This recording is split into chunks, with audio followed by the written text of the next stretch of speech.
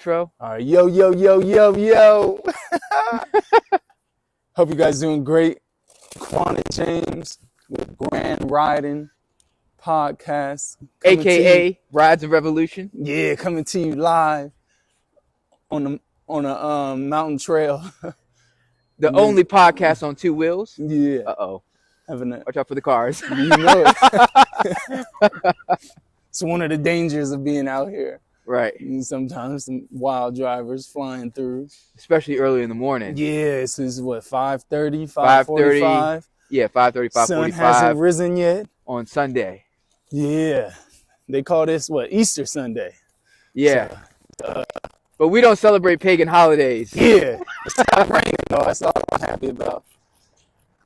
But it's chilly. But yeah. Grand Riding, Rise of Revolution.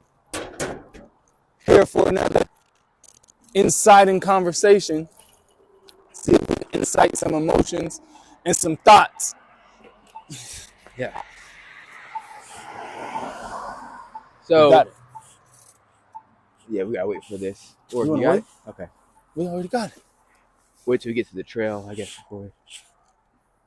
Oh, to keep going for the... Yeah. Because once you get to the trail, you know, this is the hill. Right. Immediately. It was like, no waiting for it. Yeah. No, I hear Dang, you. I ain't even stretch. But Hey, me either, man. Told you, man, it's cold weather's playing tricks. So today we're going to be discussing Nat Turner.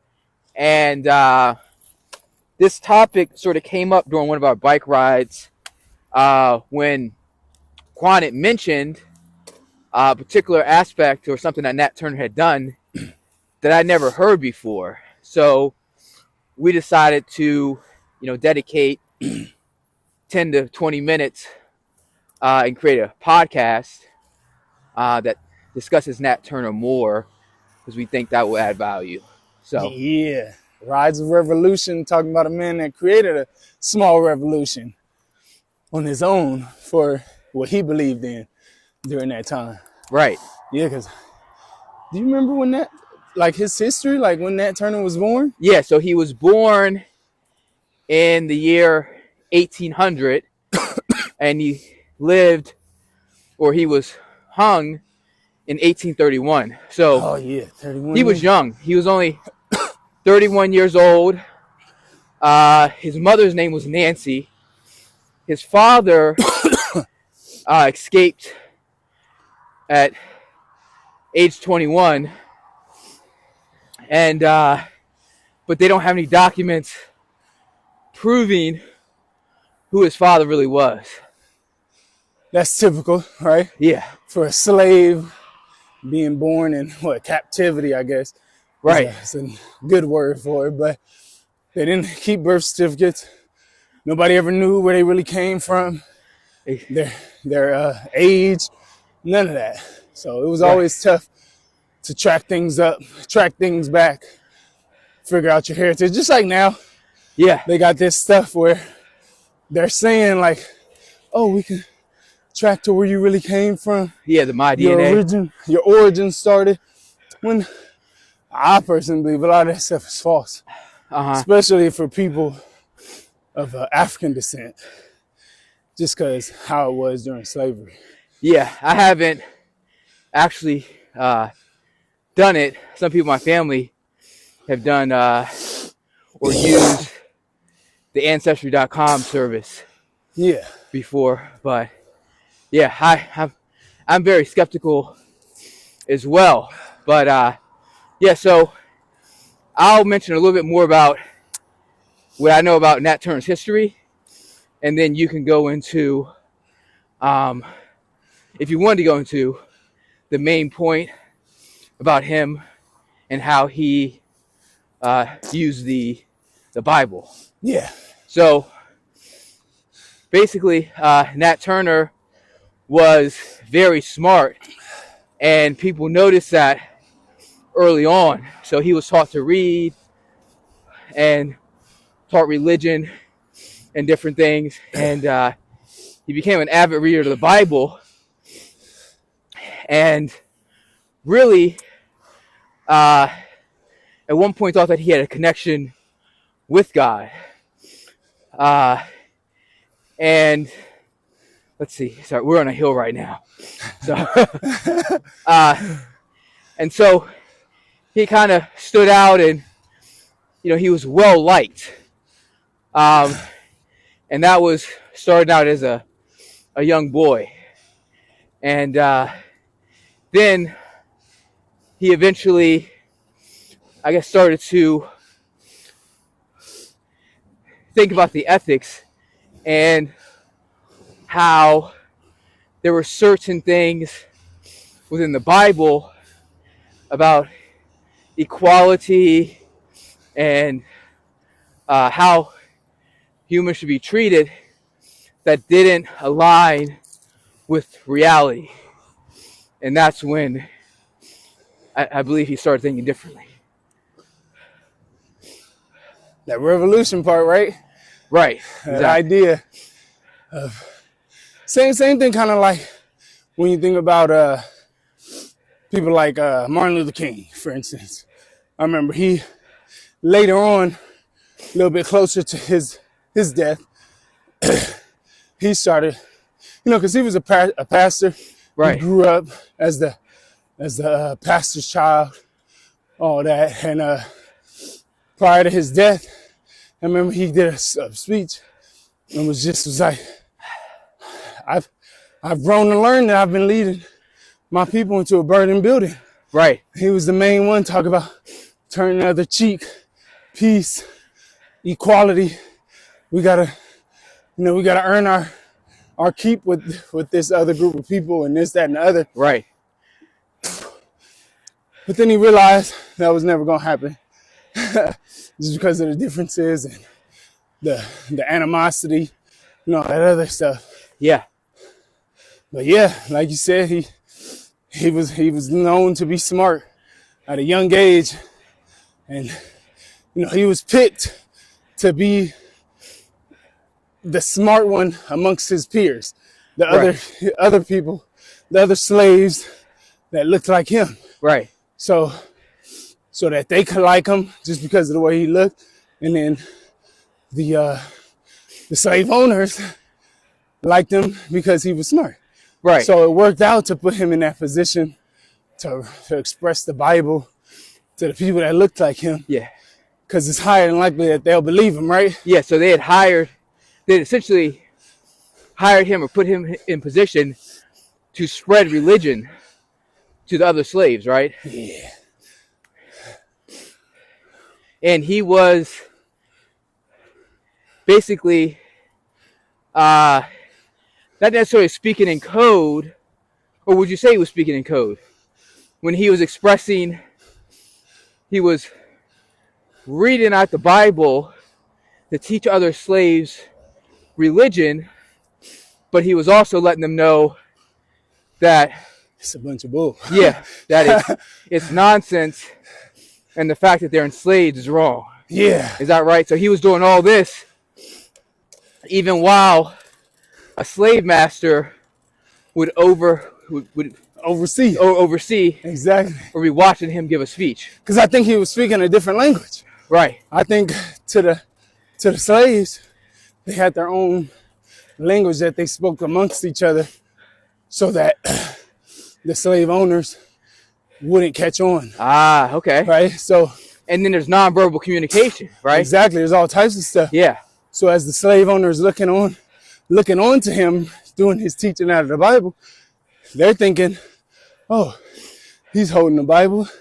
He looks enthused to speak about it. Yeah. They're not thinking nothing of it. They're looking strictly at the verbal. Yeah. But he was basically saying to the slaves that, hey, we can't be a part of this. Yeah. We outnumber them. Yeah. We need to revolt. What's stopping us? Right. Basically stuff like that. And eventually, after I guess months and years of explaining what he was explaining to the slaves, he ended up starting a small revolution. And where was he at? He was in Virginia.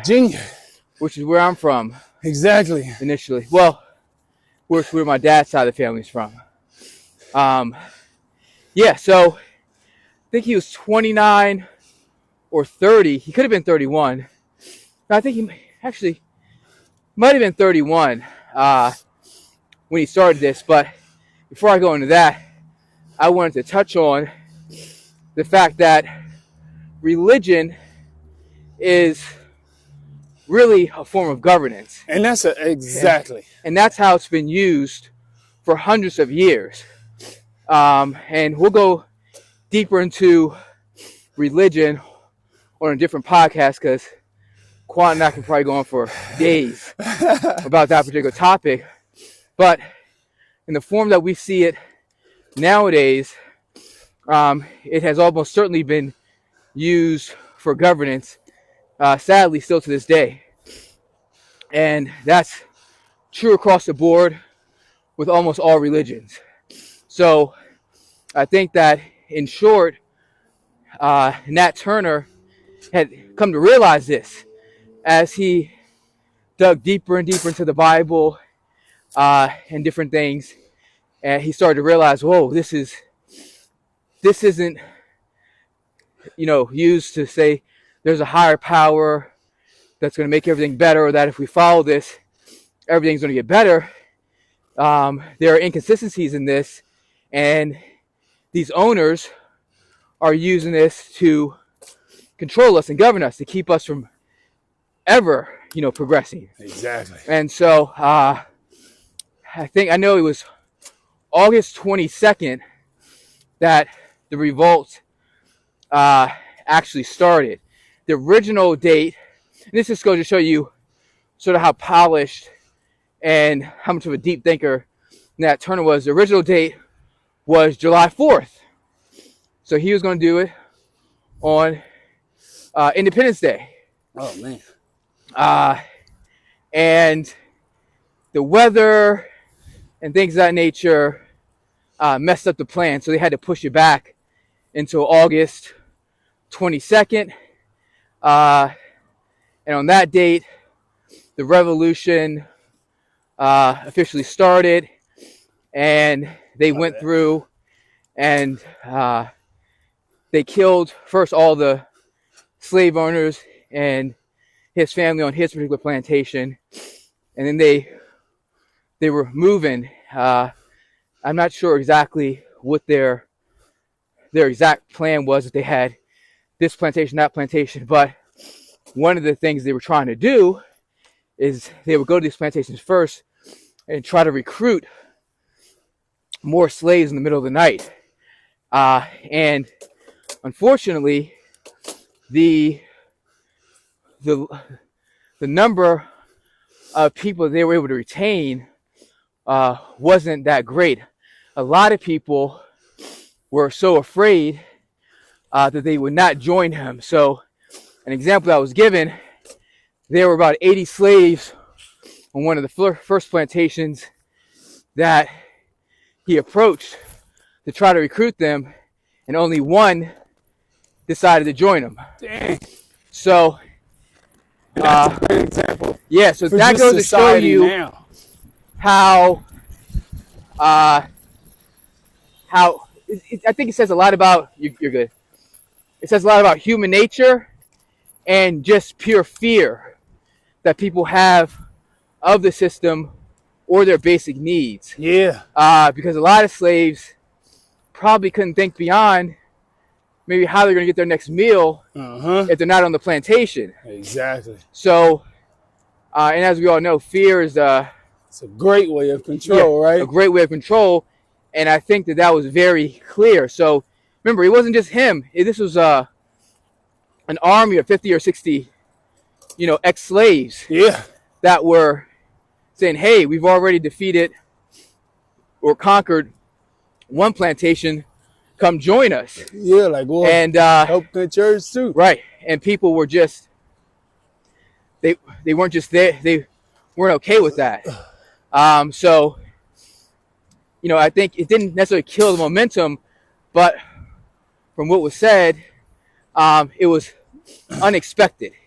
He expected to get a majority of people and really build this army. So they started August 22nd, and they had come conquered so many plantations that the whole world knew about this. And it wasn't until October, I don't remember the exact date, late October, that he was actually caught. By this time, there were a bunch of white militias that had banded together to find him and his rebels, because they had actually defeated a few militias. Yeah. So, and his last couple weeks on the run, unfortunately, it was slaves that had given up one of his hiding spots, because he was, I guess he was still trying to recruit people. So he was nearby a plantation, and they actually went and told on him. He kind of felt that he'd already moved. His own people. Yeah, but it still gave them a general location, and they were able to track him down within 2 weeks. And at that point, he went to jail, and he did confess to his lawyer. And apparently there's a book that I really want to read. It's called The Confessions of Nat Turner. And, I don't like the way it's titled, but this is what he told his lawyer. And one of the things he mentioned, and my belief is that he was actually trying to use religion against them. He said he got a sign from God that said that he needed to rebel because this was wrong. Yeah. But, this Christian country still hung him. Yeah. So it's, so well, actually, I don't know.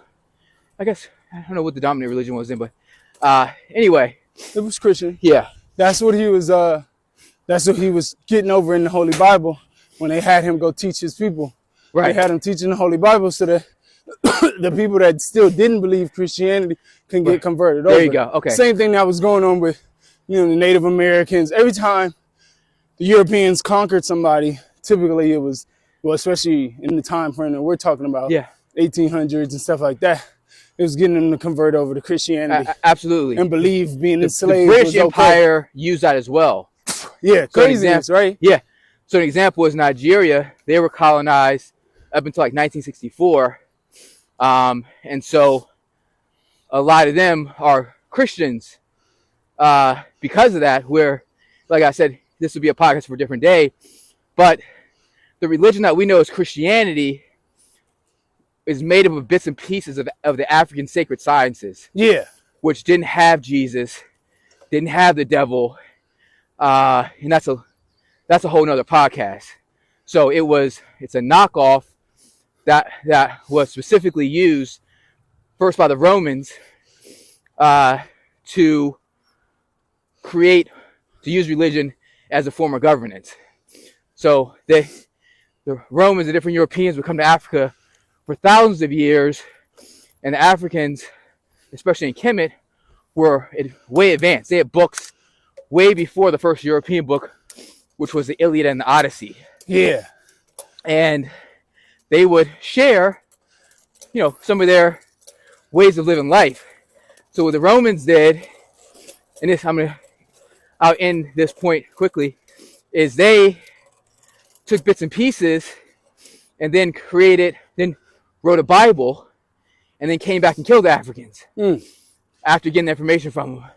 And that's when the whole idea of, Jesus, who was the middleman you had to talk to get to God. Yeah. Right? Which to me is already crazy. But. Exactly. Which makes no sense, right? So, but back to Nat Turner. In conclusion, on my end, and you can then give your conclusion, Quan, is that what he did, in my mind, you can either be reactionary in life or revolutionary. And without a doubt, he was revolutionary. And during those times, and even they said going into it, he had a general idea that he was going to die. Yeah. But something needed to be done. And after that happened, that really was the catalyst that sparked debate with many intellectuals that may have been passive to start discussing slavery. So if you look at, the dates, so he was killed in 1831. 30 years or a little over 30 years later, that's where we have the Civil War, Yeah. right? And it not only, scared certain people and they made certain laws stricter, but a lot of the intellectuals that may have been passive about the way they feel about slavery decided to start speaking up because now the topic was at the forefront. So in many ways, what he did really was a major catalyst to a lot of progressive things that happened. I mean, I know there was probably a lot of other stuff going on. Yeah. But who knows if the Civil War would have happened when it happened if it wasn't for Nat Turner, right? Exactly. Because that was the biggest, I think still to this day, outside of, can't remember the guy's name, the guy in Haiti, but in the U.S., that was the largest slave revolt in history. I have to double check that, but I believe so. Yeah. But, so. Yeah, no, for sure, because the whole idea of what Nat Turner was doing was for control, right? That's why he got put in that position, so that, because you think about it, somebody will believe another person that looks like them more than believing somebody who doesn't, especially in those times when slavery was so cruel, stuff like that. Right. Which has always been cruel, right? That was the whole idea of it. But at that time, they would believe another person of color rather than believing somebody of a paler complexion. Right. So that's why he was put in that position, so that he can help portray that message and that vision. Right. All the contradictions that were in the Bible. Right. To help them just be okay with being led blindly, right? Right. So, I just think that Nat Turner and his whole rebellion was out of the idea of he understood all the contradictions. He understood, like I mentioned earlier, the same thing that Dr. Martin Luther King understood, was that he was leading his people into a burning building, right? There's no one here to argue the idea that he was told by God to lead a rebellion, like he told his lawyer. Right? We're not here to argue that, because you don't know what he was told or what he was shown, right? Especially reading all those. I don't know about you, but anybody who's read the Bible, there's a lot of different little messages in there. Absolutely. And there's, you never know what you're going to hear while reading something like that. So, right. He had his own reasons behind it, but the whole point was that he felt like he was leading his own people into a burning building, and he wanted to make sure that they understood that. Yeah. Right. And I agree 100%, especially looking at today's climate, what's going on now, racial tensions, all that. Especially if you watch the news. Yeah. It's a whole bunch of buffoonery going on. Absolutely. To get people to be divided instead of standing up together and fighting against the common enemy. Yeah. Right. But it's just a whole lot going on, man. And I think that it was important for that to happen. And obviously he was executed. Same way like Malcolm X and Martin Luther King. Yep. Because they started standing up and telling the truth that they believed and how they felt about their people being led somewhere. And, know, because if you think about it like this, when Dr. Martin Luther King was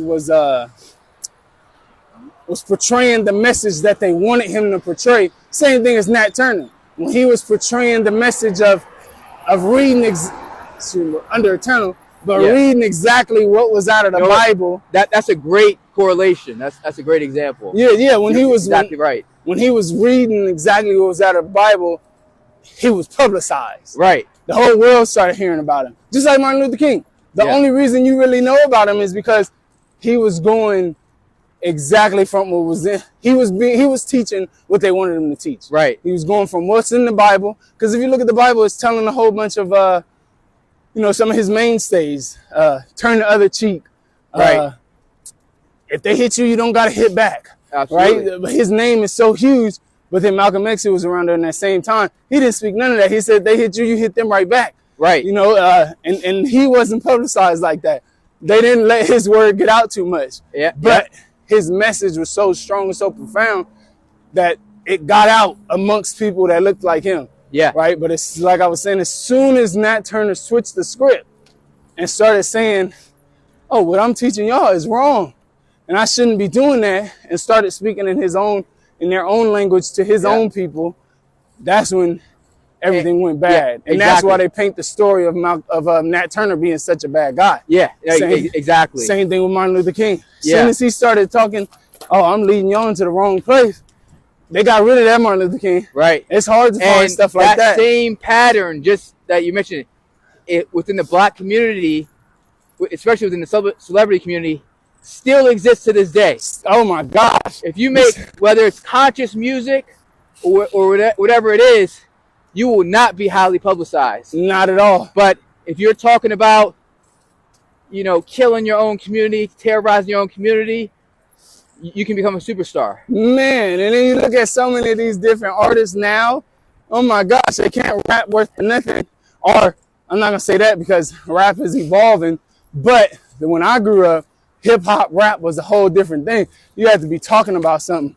Right. Especially in the beginning, it's all about the revolutionary. It's all about, let's talk about something to help our people move forward. Hip-hop is supposed to be the child of the civil rights movement. Exactly.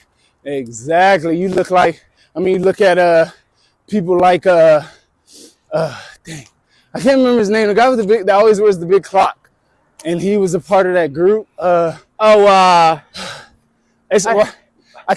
who you're talking about. I can't remember the name. It's on the tip of my tongue. I'm looking at them in their video and everything. But my whole point was, they were talking about coming together as people, revolutionary. Yeah. Let's stand up as one. We don't have to do what they're telling us to do. And you know how fast hip hop changed? Yeah. Because they knew how much of a voice that hip hop had. Right. Same thing with, like I mentioned before, Nat Turner. They realized he had a big voice. He started changing the narrative. So they were like, yeah, we can't let him keep putting out this positive message to his people. Right? Because hip hop did that same thing. That's why they had to change it really fast. They had to start promoting what you just mentioned. Yeah. Killing my own people, hurting my own people. Now that's what gets promoted. Stealing from my own people. Yeah, like a lot of these new guys, that's all they're talking about. Yeah. And then there's young white guys like mentioned Eminem. Sorry. Our guy named my little brother's favorite rapper right now. This guy named Little Mabu. Never even heard of him, but and these are guys who come into hip hop, who like the style, who like the swag, right? But aren't of the culture that first brought it upon us. Exactly. Right? But they get all the publicity. Yeah. Because they look like the slave owners, right? So they're going to get all the publicity, even though they're talking about the same thing. If you listen to these guys, well, Eminem, he's a different breed. But if you listen to Little Mabu, he took the style that's going on now, as far as hurting another brother, killing your own people. He took that same style and ran with it, and now he's getting a lot of publicity for it. Well, also look at country music, right? Yeah. Like country music is probably 95% white, but was created by blacks. Yeah. So it just goes to show you, and hip hop, life is short, but hip hop has been around for 50 years, and to think that this was a child of the civil rights movement, it just has not. It's going the opposite direction. Yeah. And we're talking about a 50-year-old child.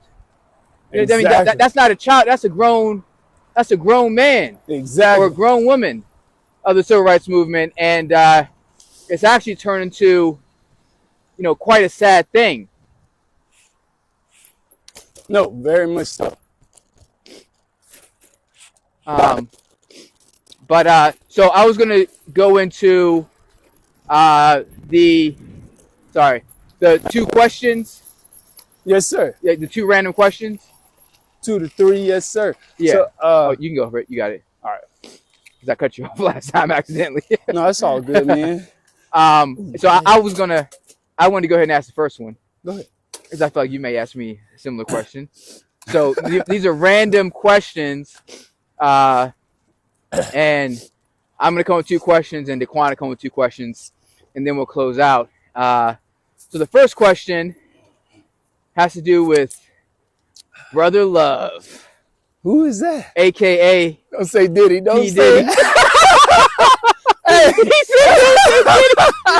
you know what's funny? The reason why that's funny is I was on social media recently, right? And I saw this little interview. I don't know if it was real or fake. AI is like taking. Oh no, Cat, let me listen to it. Don't even.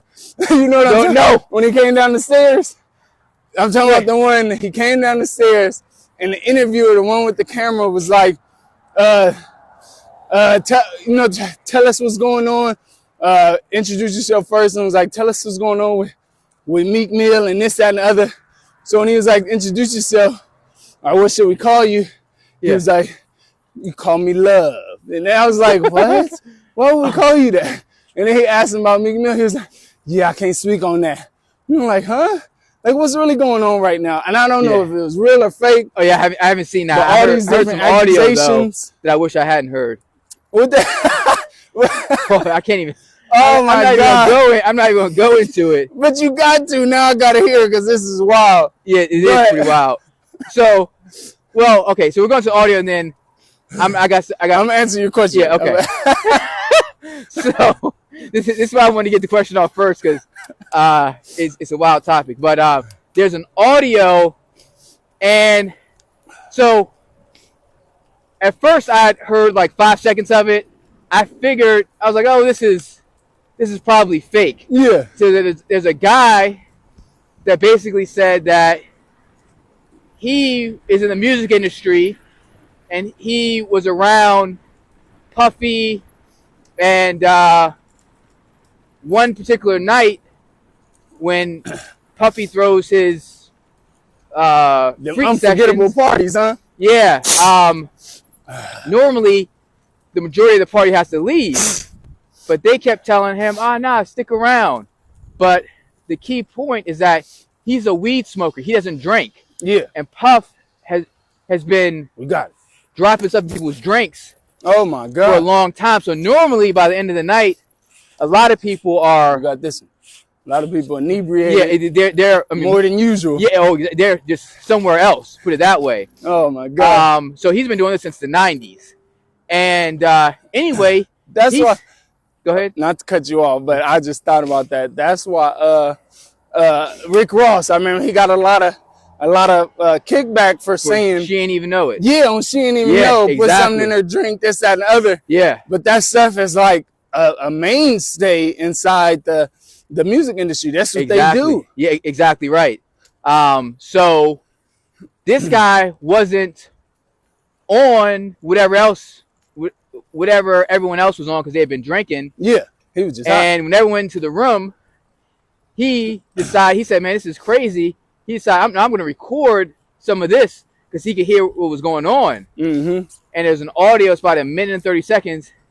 It sounds like Puffy and Meek Mill engaging with one another in sexual acts.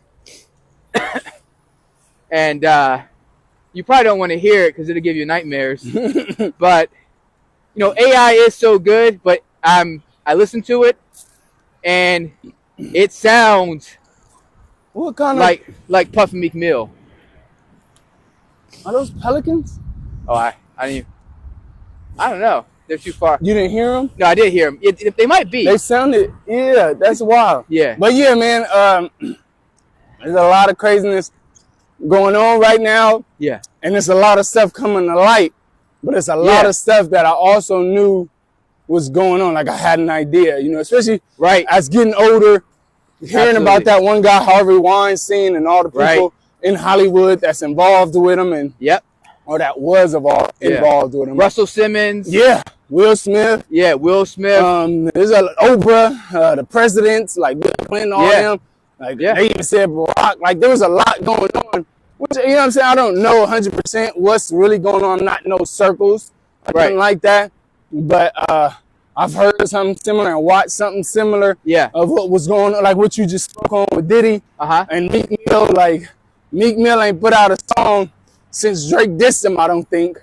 And Really? I done Okay. seen some weird stuff with him and Diddy, our brother Love. Yeah, calling him daddy. And Yeah, stuff. like Yeah. some weird stuff, man. I watched this one video where what's his name? Meek Mill was in the stands. He was like in the audience, and he had the mic, and he was starting to rap, and Diddy, brother Love, was right there next to him, but wasn't paying attention to him, I guess, or doing whatever he was doing. But then as soon as the part where Meek Mill came on and said, "I was effing this bad B, they made me feel good," whatever he said, Diddy got right into the song and started dancing right next to Meek Mill. And I don't think nothing of it because I don't associate in crowds like that, but I did feel that was a little weird. Yeah. Why would you start dancing like that right there next to that man when he bring that up? And you know what I'm saying? And then and then they were saying, is this what dreams and nightmares is really about? Oh my God, exactly. And you know what's crazy? That album was nice. Right. I was a fan of Meek at that point. I'm like, okay, this whole album kind of tight. You know what I'm saying? Just what he was talking about, his flow, always like East Coast rappers, him being from Philly. Right. You know what I'm saying? He had a certain kind of, my bad. You're good. He had a certain kind of style to him that I appreciated. Okay. And yeah, just that man just was crazy. Like, why is you having dreams and nightmares about this man? Right. and then you hear stuff about what's that one guy name? He used to be on Disney Channel. He was on when he his Wait, I think Nick Cannon? No, not Nick Cannon. Orlando Brown, man. Oh, he started off with Major Pain and all that good stuff when he was a kid.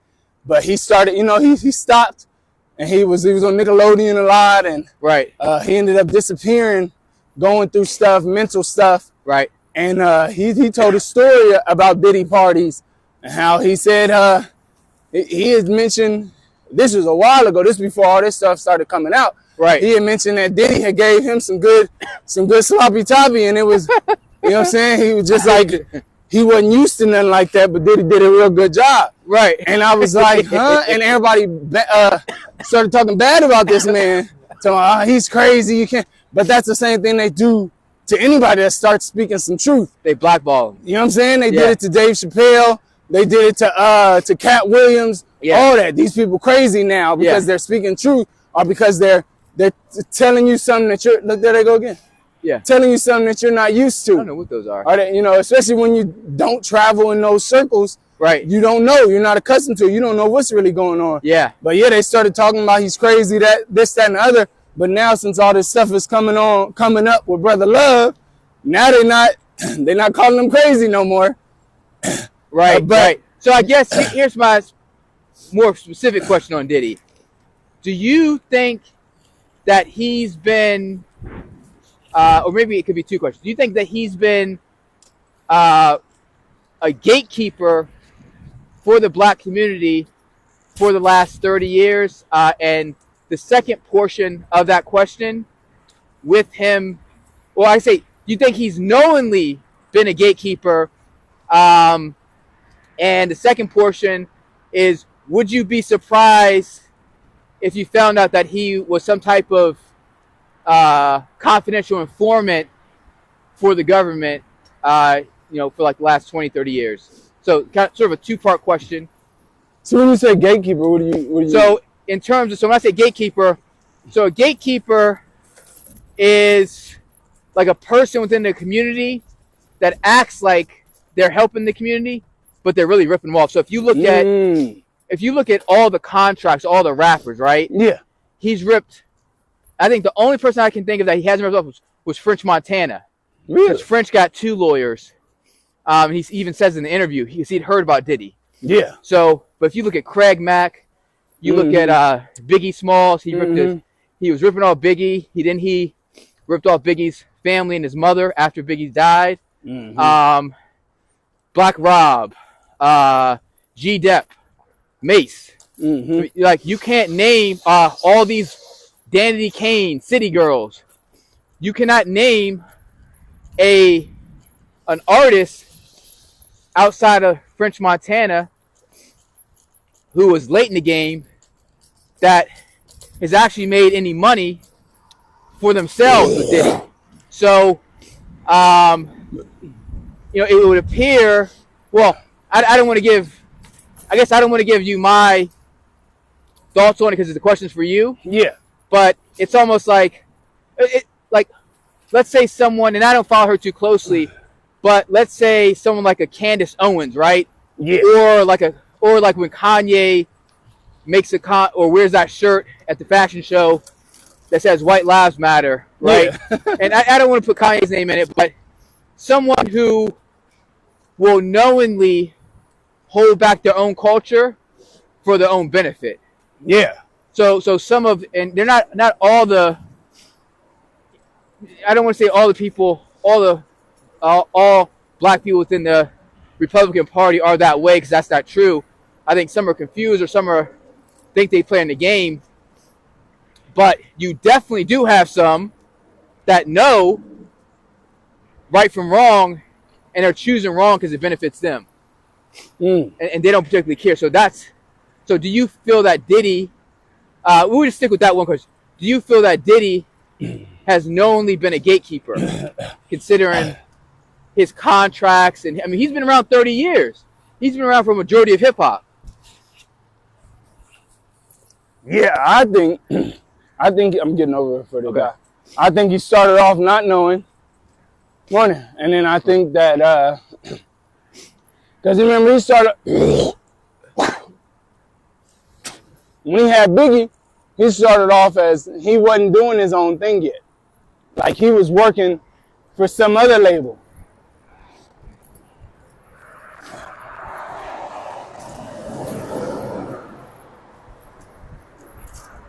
Oh, I dropped the glass. Sorry, I'm catching up.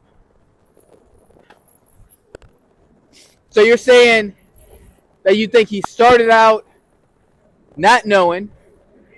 That's what I think, because Biggie, when he got with Biggie the one who really brought on Bad Boy, who made Bad Boy grow up and be all big, because Biggie was that guy. He was a great artist at that time. Yeah, and because remember what was he working for? Was he working for not Def Jam? Yeah, he was working for some record label. Yeah, and I think as he started, separating himself, because he got fired. Once he started doing his own thing, and it started being a success, I think that's when he was approached with that gatekeeper opportunity, right? Okay. Because right now, like, the way I think about it, man, look at it right now. Like, they're from what I read, they're coming at him for child trafficking and human trafficking. I'm sorry, and for soliciting weapons and drugs. Yeah, you don't just do stuff like that unknowingly. You know what I'm saying? Like, I don't care how much money you're making. I'm gonna know if I'm trafficking some children or trafficking some people. Right. Yeah. Or if I'm 100%. So that's where my question comes in about if you're an informant, you feel like you get a pass, right? Yeah. And especially if you're playing a gatekeeper role, you're going to get a pass to do certain things. Yeah. And that's why, and so I agree with you 100%. And that's why I think it doesn't make logical sense. I think he had to feel that he had some type of pass. Yeah. Or that he was playing some type of role in order to do that silly stuff. Yeah, he had some power in that aspect. But then you can't forget about people like oh, nice turn. Thank you. Like and this is my question. I don't know if you, because I know you're a little older than me, but Nickelodeon. Yeah. Right? Okay, I'm familiar. So Nickelodeon had a lot of stuff going on, right? It was, for me growing up, it was the mecca of child cartoons, right? Like, okay. And then it started expanding. Once it left the cartoon era, people drawing, then it started bringing in live people, right? Yeah. And they're doing kid stuff, throwing slime on people. Yeah. Nickelodeon was pretty big. But right now, right before this whole situation with Diddy popping up, they still have it. It's a big old documentary on HBO about the guy who was running Nickelodeon. He was like in charge of making sure the kids were taken Was care he of. in a hot tub with the girl? I don't know. Bigger white guy? It's a bigger white guy. Yeah, Yeah, I saw a clip of something like that. I haven't watched the documentary yet, but I've just read different clips. I mean, different little excerpts of it and seen like little clips. Yeah. And yeah, this guy, his whole job was to take care of the kids, but he was a predator. Yeah. And coercing them to do stuff so that they could get bigger roles. Right. And that's why you don't hear from a lot of these people no more. Or that's why they get because they've had crazy. traumatic experience. Orlando Brown, he was one of those child stars. Right. And with Nickelodeon, he went, had to go to to get help, seek help about being a little wild. Amanda Bynes, she was like one of the biggest stars. This was one of my first little Nickelodeon crushes, Amanda Bynes. And she disappeared and never showed herself until I think this documentary. Wow. I believe she was speaking in this documentary. Yeah. Drake Bell, this is one boy. He did Drake and Josh. Raven Simone.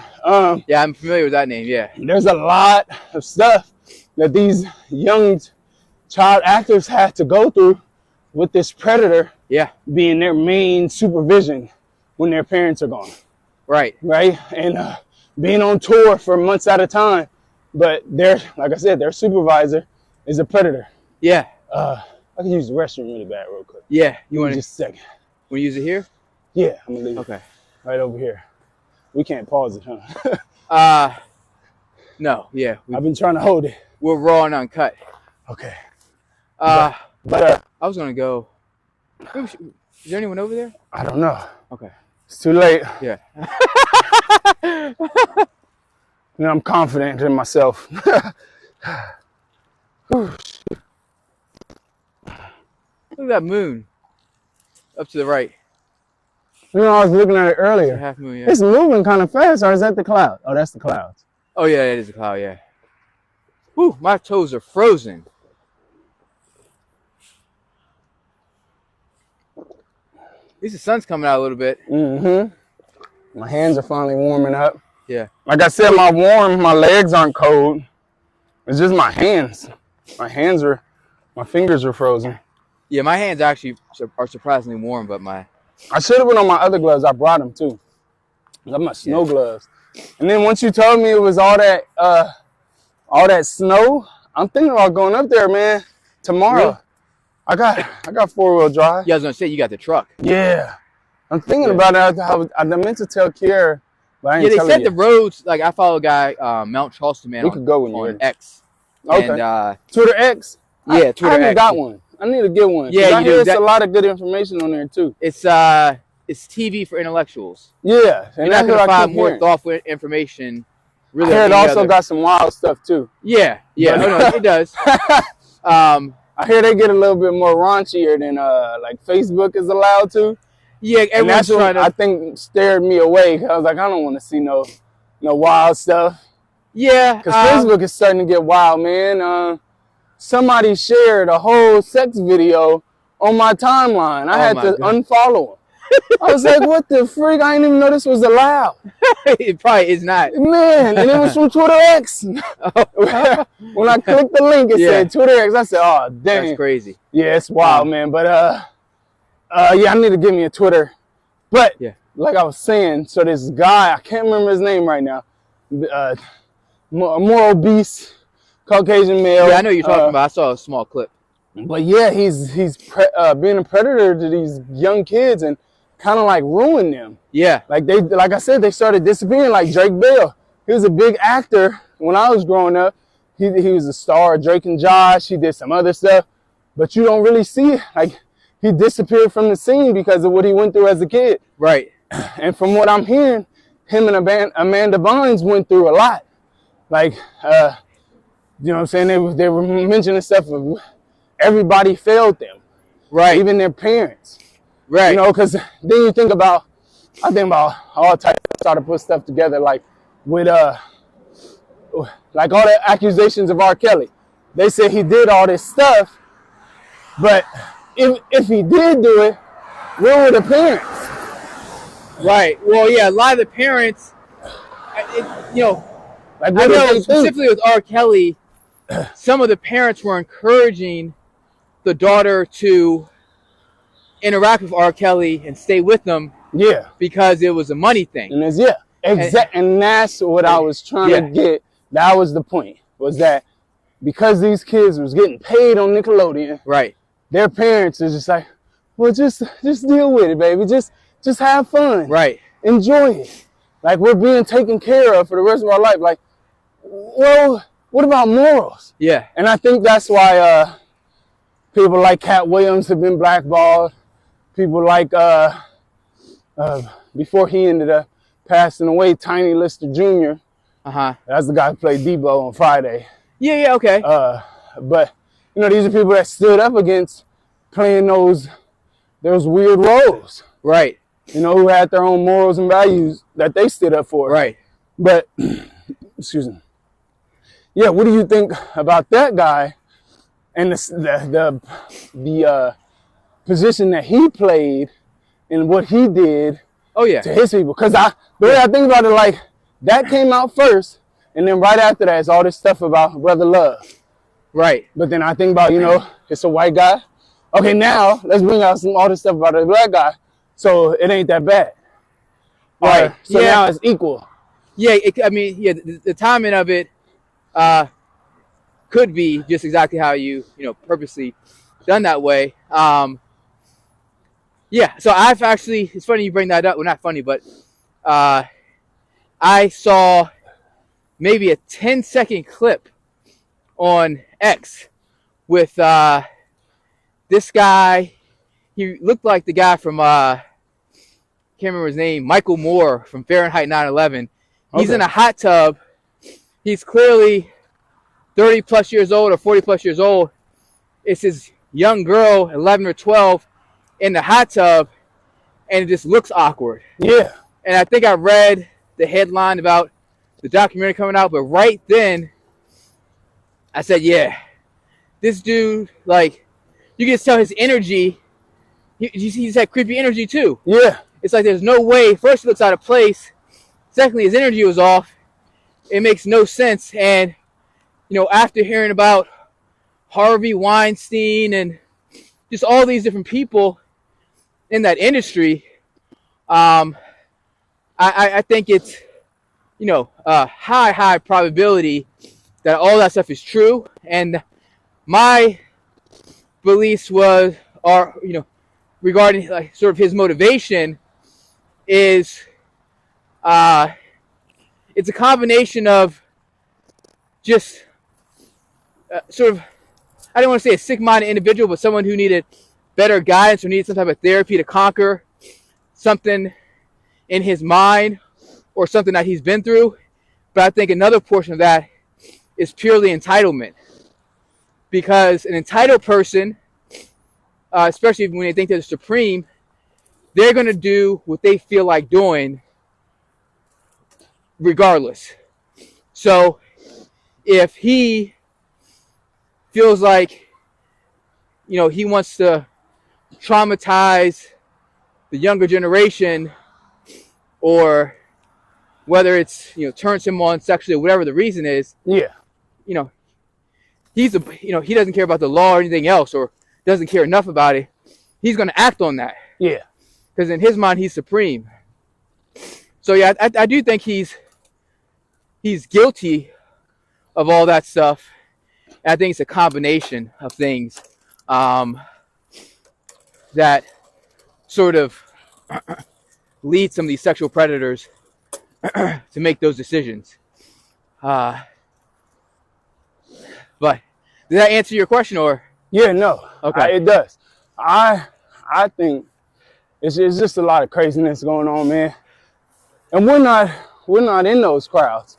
Right. So we don't know why they're doing it, what's going on, like what's interesting to them about it, especially like the same sex thing and their children, and it's a lot going on, man. Right. Well, the other aspect that I look at, so I follow this lady on X who does nothing but expose different child predators Oh, okay. and just like the common day people that we see. And I've actually interacted with her, or Matt and I have both interacted with her, and I was asking her if she had like a spreadsheet that broke down religion, race, political beliefs, and what the correlation was, because about 90% of people that she posts are either members of the church, Trump supporters, cops, firefighters, military. Dang, and these are all the predators? These are a lot of predators, right? Wow. And a lot are from some of these southern states. Oh my gosh, bro. And crazy. she posts 1 to 2 like every day. And and she'll post a screenshot of their Instagram and stuff. Yeah. And this is no exaggeration, about 60 to 70% are all Trump supporters. And they when I say supporters, I mean their posts, their most recent posts on Instagram have something to do with Trump. Like, you'll see his name there. Really? Right. And so that's how I reached the conclusion that a lot of these people are doing certain things because they think they're supreme, yeah. right? They think that they're, in their mind, the top race or whatever it is. So how can they be wrong with their actions? No doubt. And that's crazy, man, because when you said that, like you mentioned, like the Trump supporters and those people who just feel like they're right and something's always going on. Yeah. I was watching this video recently, man. There was a white guy who was an interviewer and a black dude he was interviewing. It looked like they were in the South, and I'm saying that solely based on the dialect in which the black guy spoke. His accent, you could tell he was from the South, right? So the white guy came with his microphone, asked him, he said, "Are you cool?" Something like, "Are you cool, or can you get back with any of your exes?" He was like, "Bro, all my exes love me. Let me show you." So he proceeded to call one of his exes, right? And asked her what she was doing, how you feeling. And then she asked him back. He was like, "I'm trying to see you." And then, you know what I'm saying, he's sitting there smiling. This, I think, I'm not sure if it's on Face. I think it's on FaceTime, but, and the white guy just sitting there watching. You know, he isn't in the video or nothing like that. But the black dude after, he was like, "Yeah, baby, I'm trying to see you." And she was like, "For real? Why you look all excited?" Because he's smiling. Yeah. Like, "Because I'm excited to see you." And she was like, "Okay, let me take a quick shower and I'll be there." He was like, "All right, bet." They hung up. He was like, "Dang, bro, you got it like that?" He was like, "Man, that ain't nothing. Let me show you something else." Proceeded to call another ex or another woman in his phone, whatever. Called this next woman. He like, "Hey, baby, what you doing?" This, that, and the other. You know, small talk. And was like, "Well, I'm at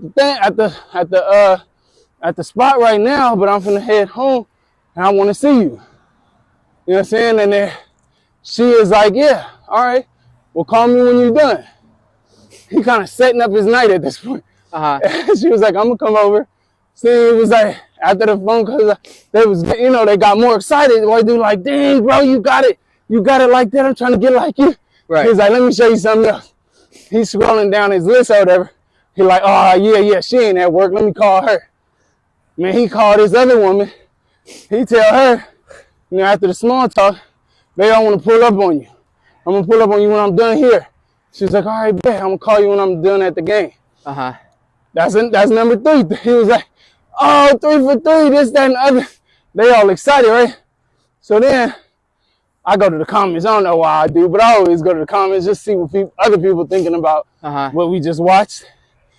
One guy said, and I don't know if he paid attention to the video or what, but at the top of it, it said, "This is," like at the top of the video, it said, "This is what MLK wanted," or something like that. Oh, wow. So this one guy got on there. He's like, "See, this is exactly why racism is still around because he's mad that he stole his woman and now he gonna kill her. I'm like, I read this message, his comment, and I was perplexed. I'm like, that don't got nothing to do with nothing. Did you watch the video? Right. Like that, they're excited because this brother got options. But it's that, and then I clicked on the guy's page. You know, I went into his background. Another one of those Trump supporters, right, who just always feel like they're right and this, that, and the other. And I was just like, that was like the dumbest thing for you to post, the comment, because it ain't got nothing to do with this. Right. Like, there's no racism here. Nobody's angry. Nobody's stealing nobody's girl. Nothing like that. Right. But it just goes back to what you just said, what you were speaking on, because people do the darndest things. Yeah. That's all I can really say about that. I agree. So my last question, and then we'll close it out. Well, you have one more question. Is gonna change the mood a little bit different. Cool. What is one thing in the future, and let's say the future is the next 5 to 10 years, that you're most optimistic about? But this is the other portion of the question, that you don't think a lot of people would agree with you on.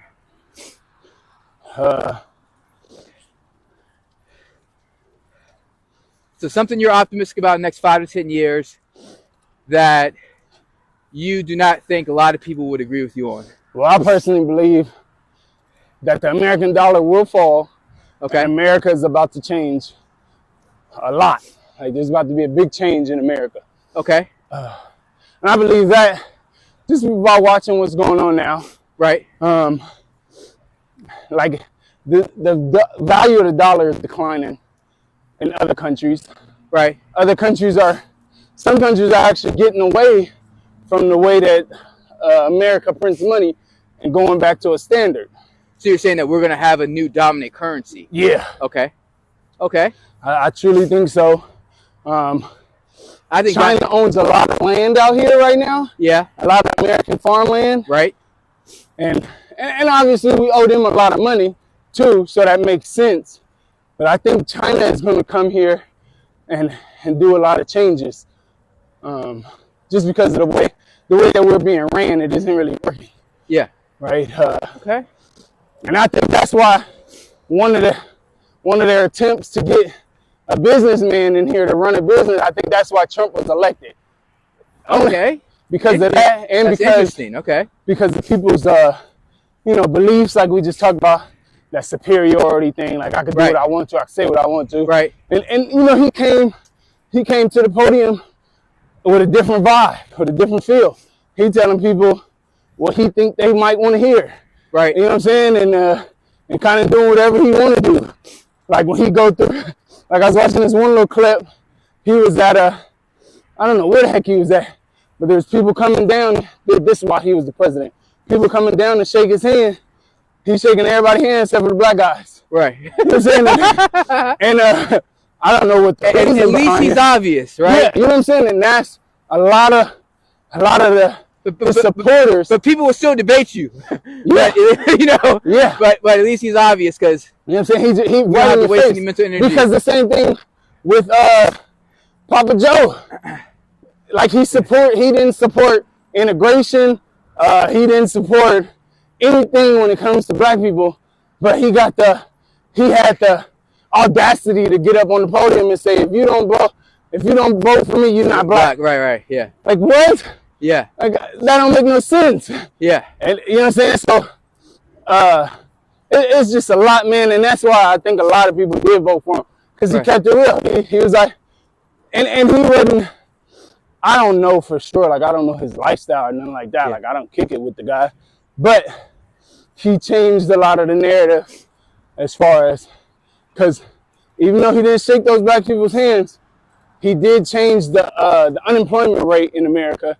And he got that to be pretty low, opening up jobs and stuff like that. Yeah. But he was still outspoken and kind of did whatever he wanted to do. Right. And people appealed to that.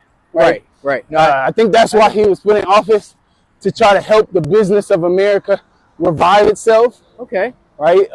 But then it obviously didn't work. I agree with that perspective. Yeah, and that's why he got kicked out. Yeah. But they're talking about appeal bringing over him here. back too, so I don't know. Right. Um, I'm a pee over here, Quan. oh yeah. Yeah. No, not to cut you off. You can go ahead, continue. But that's actually, I thought it was going to take you longer to come up with most.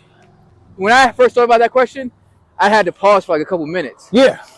And it's But crazy. I think it took like, you like 10 seconds, and the very first thing that came out of your mouth about the dollar is, I think, something that's spot on in terms of a lot of people will disagree with you about that. Yeah, right. I think so. Just initially. So, yeah, and in addition to all the other points.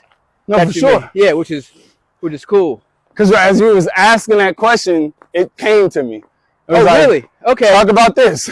And I'm like, okay, yeah, that makes sense. Because I personally don't believe that. I think it goes back to that same thing that we just talked about with Nat Turner and that fear of change thing, where a lot of the people, a lot of the different, what do you call those? What were those things that they were taking over, like where they hold all the slaves and they got them doing plantations? Plantation. Yeah, all those different plantations were being taken over. Right. And they're trying to explain to the slaves that are there of, hey, join our militia, our army, so that we can fight for ourselves. Right. And they were in fear of doing so. Right. You know what I'm saying? They were scared to do it because they're used to the status quo. And I think that's the same thing that's going on right now in the American society, where people are fearful that is all going to happen. Yep. So they're forcefully negating it, saying, no, that's not going to happen. It can't be. Our dollar can't fall, this, that, and the other. Yeah. But I do believe that just like the Roman Empire, at some point it's going to have to fall. Yeah, I was about to say, if you look at the stats, they support your belief in terms of the average reign of an empire, whether we look at it from that perspective or whether we look at it from there's something called the fourth turning, where it's sort of like it's these 80-year cycles, and we get to a point where people start marching and inflation skyrockets and countries are going to war, and essentially it goes from it's right when the government's almost like acting as what do you call it, authoritarian, I can't think of the word, but it's basically where governments have complete control and people have very little, and then revolution happens. Yeah. And then people get control, and normally at that point you have a candidate like people have never seen before, very similar to like a Robert F. Kennedy. Oh, yeah. Is an independent, right? So last time we had an independent win was George Washington, I believe. And that has to do with people sort of realizing that whether you are a Democrat or Republican, you've done nothing for us over long periods of time. And you start to get new laws and new changes. And so the last time that we had something similar to this happen was, I was going to eat mine, actually, I just forgot. Something similar to this happened was the civil rights movement, right? That started in like the 60s. Okay.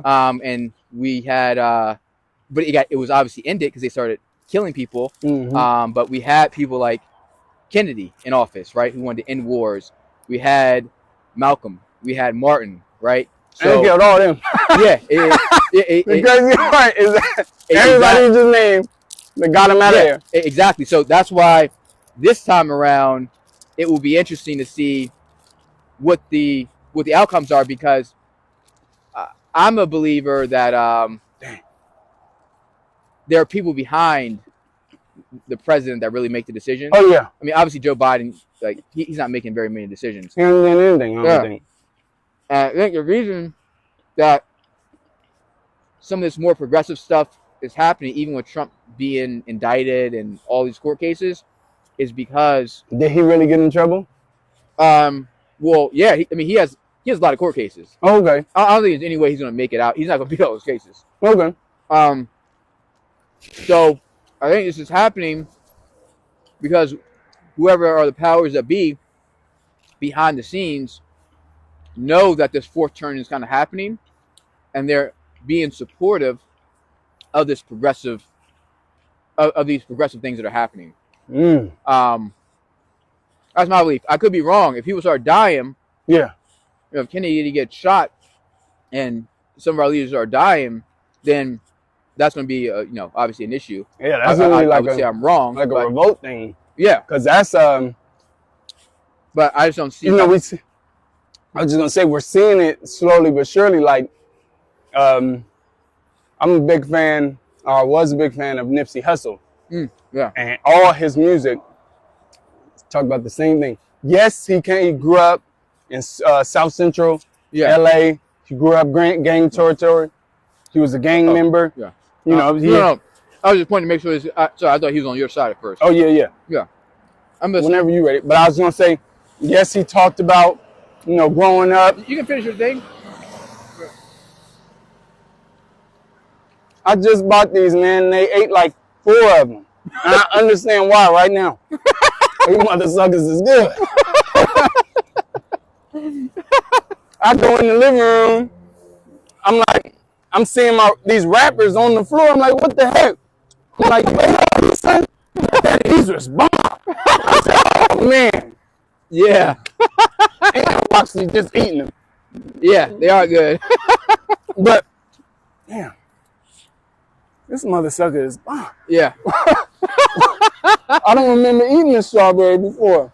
But last time I had apple. Yeah, the apple's really good too. Yeah, yeah, strawberry is good though. But what I was saying about Nipsey, yes, he talked about his upbringing, everything he went through, gangbanging, living in the projects, his mom letting his stepdaddy beating on him.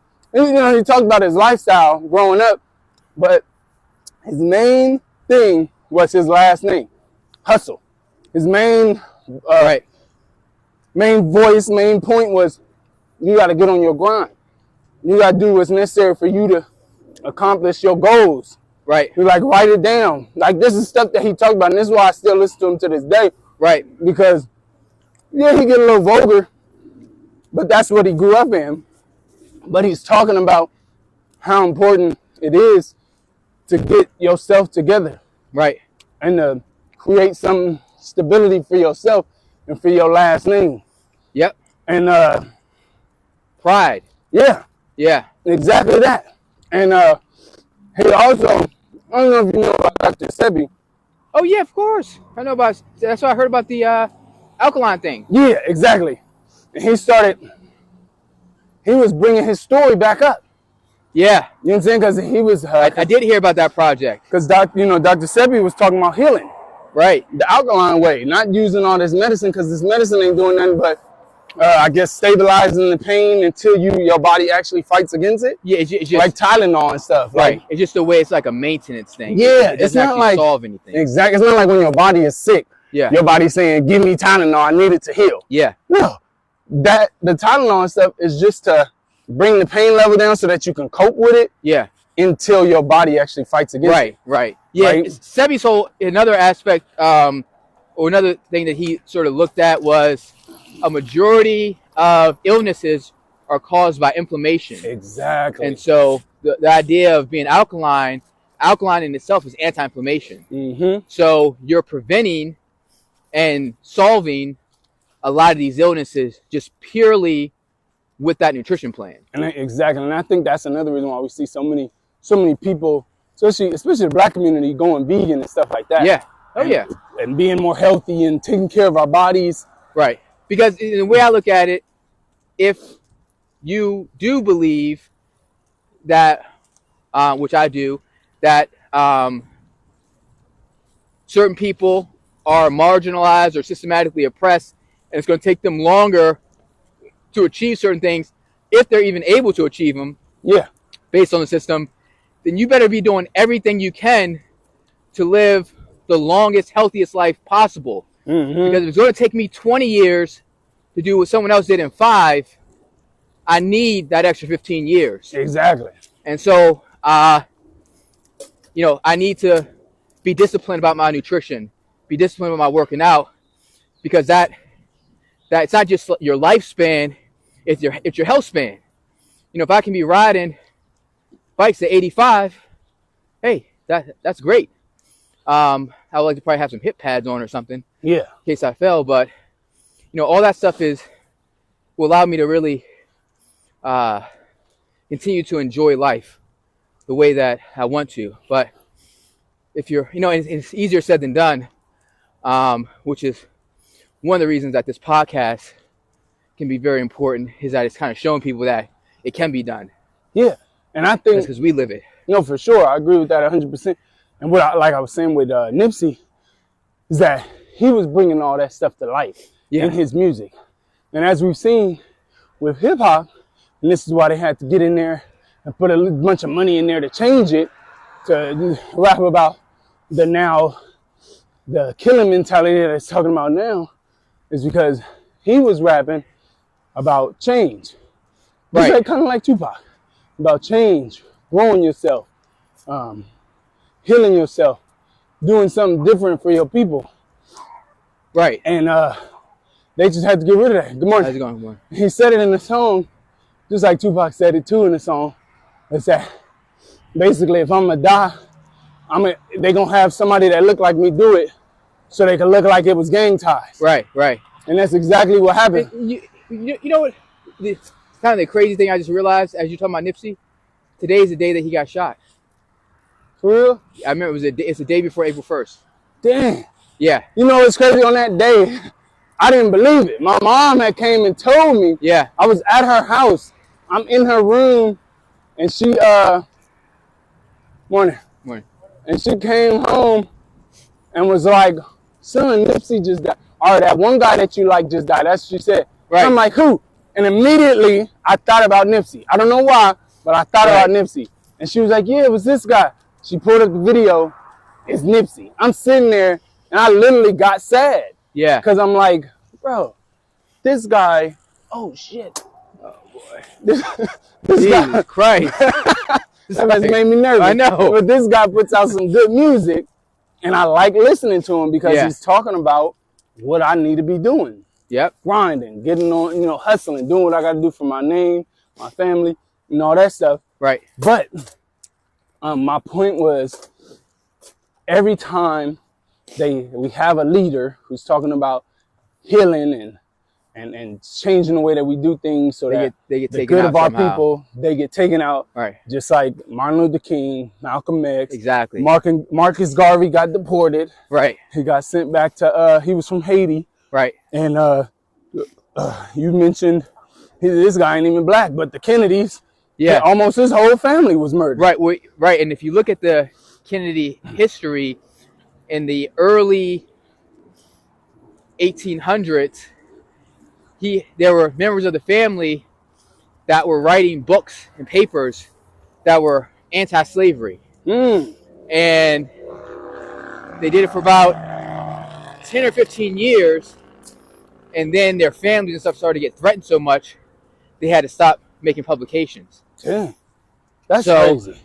Back during that time, Christianity wasn't one like it is now. Yeah. So they were, what were they? I can't remember what religion they were. Protestants, I think, yeah. And the reason that they have their compound, I think it's in Maine or somewhere, because that was the only place that would sell them land. Because you couldn't just go, if you were a different religion, you couldn't just go and buy land anywhere. Yeah, that makes sense. Yeah, so that's why they settled there and had to have like a compound type thing, because it was a safety issue. Yeah. So if you look at Kennedy or Robert Kennedy Jr.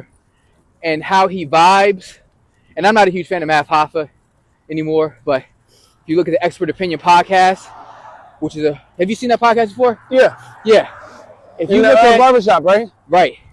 If you look at him talk with those guys in the barbershop, you can tell that he's been through it. Mm-hmm. You know, he can identify, even though he's not black, or necessarily, you know, one that one would consider from that the culture. marginalized community. Yeah. He has definitely been marginalized in many ways and has had a very, very traumatic, upbreaking. Yeah. You know what I mean? And so it's very, very, that's who I would like to see, get the be in office next. But I don't know. Yeah. I'm trying to follow the politics thing because I don't like to get too involved in it, and a lot of it's nonsense. Man. But yeah. So you had one more question, right? Yes, sir. Okay. Yeah. My next question is, do you think that we'll ever be allowed to see or to hear from another leader on the same terms as like Martin Luther King, Malcolm X, Marcus Garvey, people who Okay. talking about growth and healing within the culture, Right. within the people, and togetherness? Yeah. Do you think we'll be allowed to see somebody like that again in this society? Right. So that's a great question. And actually, it gives me goosebumps to think about it because I do. And I think that we're going to see that in the next 5 or 10 years. And that kind of goes in. It almost is a perfect segue for me even mentioning the Kennedy thing, right? Yeah. Because if he is in office, that would be a clear indication that there is something progressive going on behind the scenes. Yeah. And we're going to see that time period sort of happen again. Like I mentioned, the fourth turning and the I'm not sure. I have to make sure they're considered the 60s the fourth turning, but I'm pretty sure they did. Where there's almost like a new world order, right? Yeah. And right now, Kennedy is really the candidate that represents that. So yeah, I do think. I'll tell you why. Also, often I don't look at Charleston White, but he's all over the place. Yeah. It's like just to show how things have regressed. In the 60s, we had Malcolm X, Martin, all these people. Now we have Charleston White. You know what I mean? And brother Umar. Yeah. Oh yeah, no, Umar I like. Yeah. Yeah, Umar, and he's now actually now that you bring him up, that is a perfect example because Umar's gotten better over the years too. Yeah. That's a perfect example of someone who lives it. His life is dedicated to it. Mm-hmm. And as you mentioned earlier, it's about who gets publicized. Yeah. You get Umar publicized enough, he's that guy. He needs to dial down some of his language. Some of it's meant to just catch headlines. We call in white women snow bunnies and stuff. Yeah. But speaking of him, shucks, let me think. That'd have to be my top pick. Right now. But I think that, just like we talked about fear, or this is probably a perfect closing question. We talked about fear earlier. There are a lot of people who have that potential, but are too fearful. Yeah. So all they need is to start seeing people, make it and not get shot, not get killed. Exactly. And then that's a whole career path. So, yes, I think it's a weird time in the world. It's kind of a rough time in the world, but I do see a brighter future. And if you asked me 5 years ago, I wouldn't have given you that answer. Yeah. But no doubt everything's changing. Yeah. I definitely see a brighter future. So to answer your question. But so I guess we're gonna wrap this up. Yeah, rise of revolution. Yes, sir. And grand riding. We're gonna shut it down. We're gonna shut it down now. Come on here and talk to y'all and give y'all some mind space while also riding and seeing this beautiful Las Vegas sky. Right. Because the sun is out right now. We started while it was dark though, but it looks great. It does. Hope y'all continue to have a blessed day. Holla back. Yes, sir. And we're out. All right. I'm gonna hit the button. Hold on. How you do that? Hold on, let's get to the top. Oh, hold on. Sorry. Oh shit.